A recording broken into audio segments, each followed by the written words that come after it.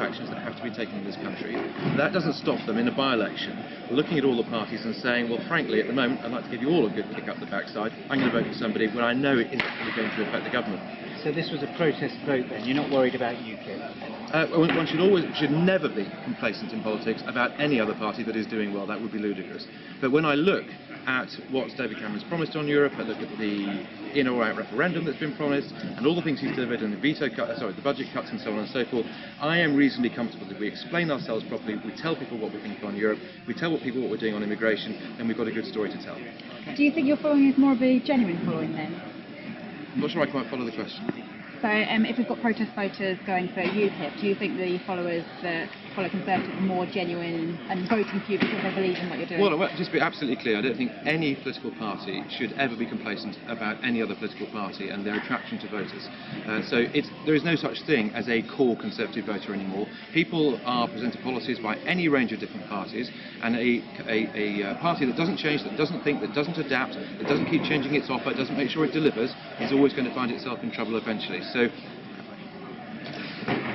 I really don't know what else to say on that question. The inevitable question then is, what does the result say about the coalition? I'm not sure it says a great deal about the coalition. The vote shares remain roughly the same for both.